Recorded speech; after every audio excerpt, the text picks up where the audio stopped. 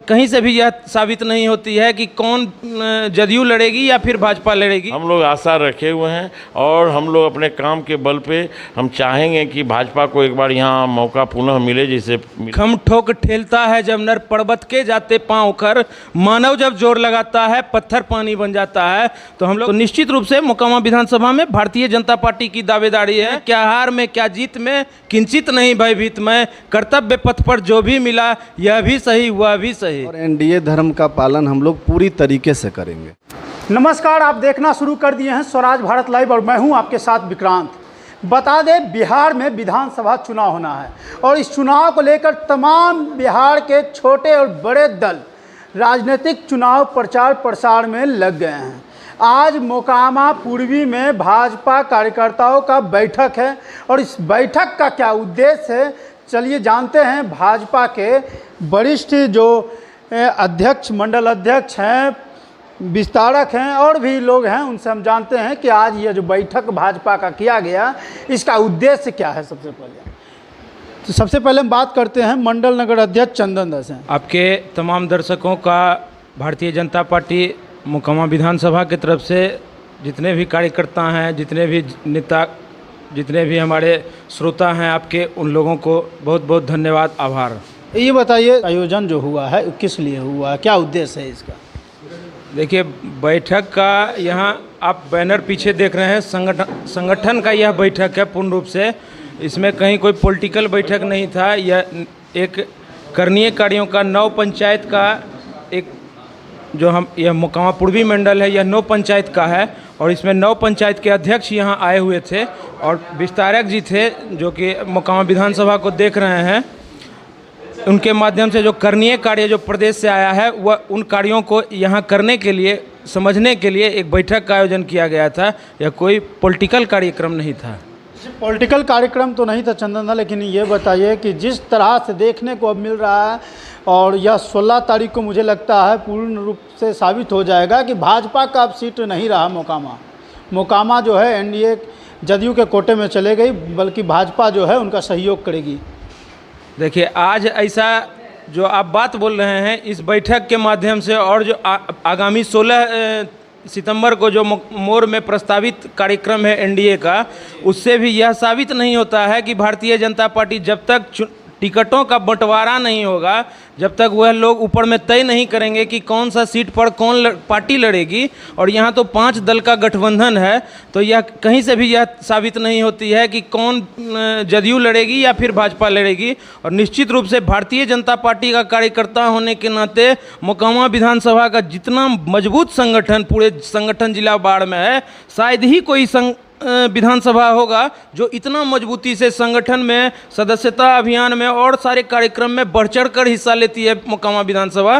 तो निश्चित रूप से मोकामा विधानसभा में भारतीय जनता पार्टी की दावेदारी है और शीर्ष नेतृत्व से हम लोग का यह आग्रह है। आपको नहीं लगता है कि अपने आप को ये धोखा देने के बराबर है? खुलेआम अब यह साबित हो रही है मोकामा विधानसभा में कि अनंत कुमार सिंह इस बार जदयू से ही चुनाव लड़ेंगे, इसमें कोई छिपा नहीं।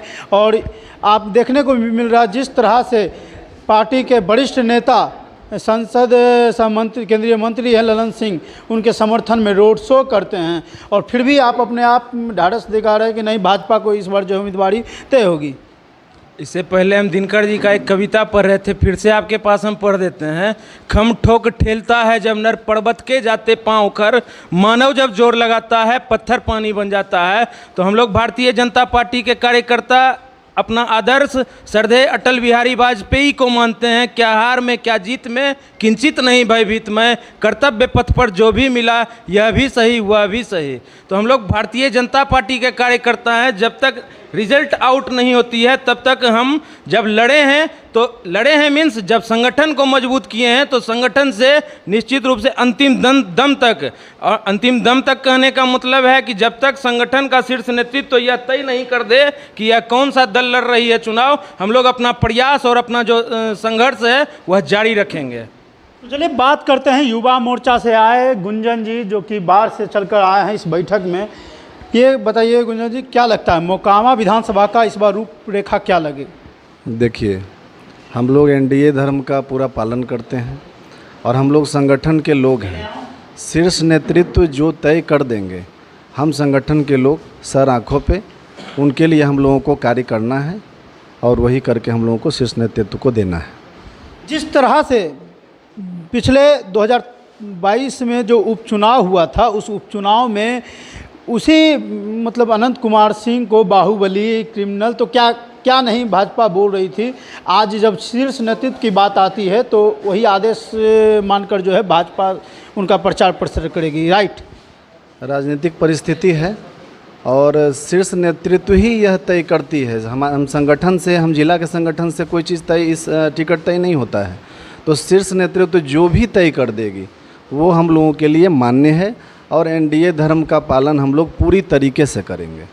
तो वाकई में देखा जा सकता है, आप किसी भी पार्टी में रहिए तो आप क्रिमिनल, बाहुबली रहिए, लेकिन अगर भाजपा में जब आप आते हैं तो दूध से नहा लेते हैं।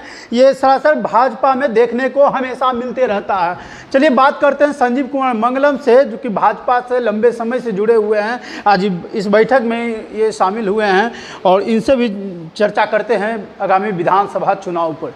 तो संजीव जी ये बताइए, जिस तरह से रूपरेखा देखने को मिल रहा है विधानसभा चुनाव में कि अनंत कुमार सिंह चुनाव लड़ेंगे जदयू की टिकट पर, और पूरा भाजपा भले ही आज विरोध कर रही है लेकिन वही भाजपा कल समर्थन करेगी। देखिए, ये जो आप सुन रहे हैं ये बात आपका सही है कि अभी जो चर्चा चल रही है, लेकिन हम लोग भाजपा कार्यकर्ता जब तक हम लोगों का जो संगठन के ऊपर से आदेश आता है और जब तक अनाउंस नहीं हो जाता तब तक हम लोग किसी के बारे में कुछ भी नहीं सोचते हैं। अपना जो धर्म है उसको पालन करते हुए संगठन को सींचते रहते हैं और सबको पॉजिटिव रूप में संगठन का काम करने के लिए प्रेरित करते रहते हैं। उसी दरमियान आज बैठक था, हम लोग शक्ति केंद्र के जितने हमारे थे उनके साथ आज बैठक की और काम पर चर्चा हुआ, कैसे हमारे संगठन मजबूत हो और क्या क्या काम बचा हुआ है चुनाव को देखते हुए। उसकी तैयारी के लिए हम लोग का बैठक था और उसी में हम लोग उसकी तैयारी कर रहे हैं। आपको लगता है कि अब भी मोकामा में भाजपा में जिस तरह से बैठक चल रही है, सदस्य जोड़ने का सिलसिला चल रहा है, कोई फ़ायदा है? जब 20 साल बाद बहुत मुश्किल से, जहां तक हमने देखा कि भाजपा को मोकामा में सीट मिली थी और आज वह फिर से सीट छीना गई है। देखिए, फ़ायदा और घाटा जब संगठन में आए हैं तो हम लोगों का अनुशासन है कि हमारे ऊपर से जो शीर्ष नेतृत्व हैं उनका जो आवाज़ आता है, जरा देर के लिए कार्यकर्ता नाखुश होते भी हैं हमारे कुछ कार्यकर्ता, लेकिन फिर हमारे प्रदेश से जो भी हमारे संगठन के लोग हैं उनको समझा के फिर आगे का उनको रास्ता बताते हुए फिर चलने के लिए तैयार भी कर लेते हैं। इसलिए हम लोग अभी निराश नहीं हुए हैं, हम लोग आशा रखे हुए हैं और हम लोग अपने काम के बल पे हम चाहेंगे कि भाजपा को एक बार यहाँ मौका पुनः मिले, जैसे मिला था इससे पहले उपचुनाव में। एक बार भाजपा को हम अपने शीर्ष नेतृत्व से मिलते रहें और आरजू विनती और अपना दावा भी प्रस्तुत कर रहे हैं। वो हम तो चाहेंगे कि एक बार भाजपा को यहाँ मौका मिले। चलिए, अच्छा क्या लगता है, अगर अनंत सिंह का टिकट फाइनल हो जाती है तो क्या पूर्ण भाजपा जो है पूर्ण समर्थन करेगी? देखिए, अगर हमारे संगठन से इस प्रकार का कोई बात आता है तो स्वाभाविक है हमारे कुछ कार्यकर्ता निराश भी होंगे, लेकिन उसमें हम लोग बराबर, ये चुनाव की प्रक्रिया आज पहली बार नहीं हो रही है। बहुत से आदमी की बहुत कुछ चाहत रहती है लेकिन सबकी पूरा नहीं किया जा सकता है। हम लोग फिर अपने भाई और कार्यकर्ता के बीच में बैठ के एक सामंजस्य बनाएंगे और उस जो भी हमारे प्रदेश से कार्य मिलेगा उसकी ओर हम लोग बढ़ेंगे। ये जो 16 तारीख को जो बैठक होने वाली है एनडीए की, उस बैठक का उद्देश्य क्या है? देखिए, एनडीए का जो बैठक अभी पूरे बिहार में किया जा रहा और सबका फर्स्ट चरण, सेकेंड चरण, लगता है मोकामा चौथा चरण में ये बैठक की तैयारी, और ये बहुत बढ़िया, कोई भी चुनाव से पहले इस प्रकार का बैठक होना बहुत बढ़िया है, जिसमें कि कार्यकर्ताओं को जोश से भरा जाता है और हमारे माननीय मुख्यमंत्री द्वारा जो काम किया गया और हमारे समाज के बीच में उससे जो लाभान्वित है उनके बारे में बता के और सभी कार्यकर्ता को एक सजीवन बूटी देने का काम किया जाता है, जिससे कार्यकर्ता अपने पूरे जोश लबालब में अपने क्षेत्र में जाएँ और अपने उम्मीदवार को जिताने का भरपूर कोशिश करें।